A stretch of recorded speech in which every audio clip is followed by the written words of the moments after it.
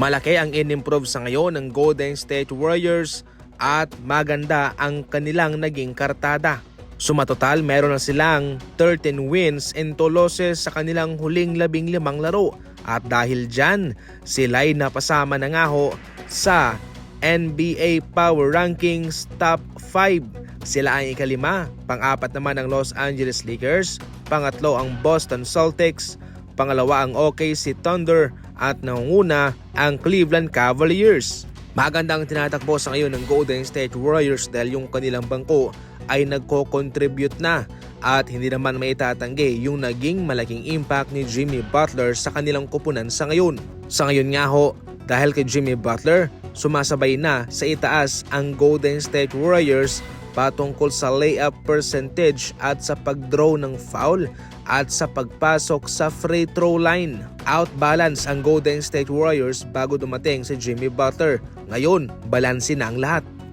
In-expose naman ni Stephen A. Smith itong si LeBron ng idol patungkol sa kanyang pagkumpronta sa kanya sa kanilang laban kontra Knicks. Ayon mismo kay Stephen A. Smith sa isang podcast, mahina raw itong ginawa ni LeBron. I thought it was weak.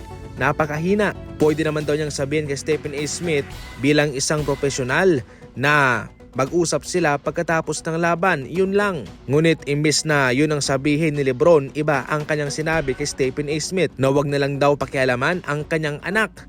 Ayon naman kay Stephen A. Smith, hindi naman daw si Bron James ang kanyang pinapatutsadahan, kundi itong si LeBron dahil sa paglalagay sa kanyang anak sa gantong sitwasyon. Sa katunayan, wala siyang problema kay Bronny James. Alam niya na ito'y 55th overall pick. Mayroong potensyal ang bata. Pero ayon pa mismo kay Stephen A. Smith, hindi magiging madali ang daan para doon. Siguradong paghihirapan ito ni Bronny James at si LeBron naman daw yung kanyang pinatututsadahan at hindi sa anak nito. Sa katunayan, mataas ang kanyang paniniwala kay Bronny James na ito'y magiging solidong role player sa NBA.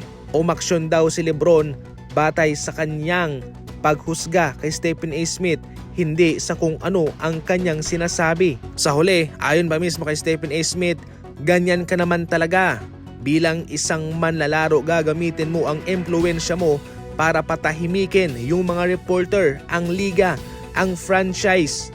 Patahimikin, manood na lang at huwag kang batikusin. Totally mga idol, hindi talaga maisasarado ang posibilidad na ginagamit ni LeBron ang kanyang impluwensya para patahimikin ang media na para bang siya'y exempted sa mga ganto. Patungkol dyan. Ngayon, ano ang komento ninyo patungkol dyan? I-comment lang sa comment section patungkol sa sinabi ni Stephen A. Smith. Yan ang mga laban ngayon. Abang-abang na rin kayo sa mga laban ng Golden State Warriors at ng Los Angeles Lakers. Alam nyo na kung ano ang gagawin.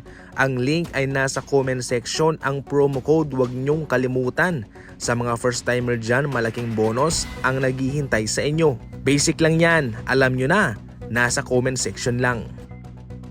Eto na raw yung pinakamagandang highlights na nakita nila ngayon sa season na ito. Itong game-winning shot ni Tyrese Haliburton. Grabe mga idol, na-shock ang Milwaukee Bucks. Natalo sila dahil doon sa tira ni Tyrese Haliburton. Dahil dito, putol na ang 3-game losing streak ng Indiana Pacers. Si Siakam 25 points, Mathurin 17, si Haliburton 14 points and 10 assists. Sa kabila, Lopez 24 points, si Giannis 19 points. Maganda ang depensa ng Indiana Pacers dito mga idol. Yan lang muna sa ngayon ang ating mga balitang basketball. Maraming salamat po sa panonood.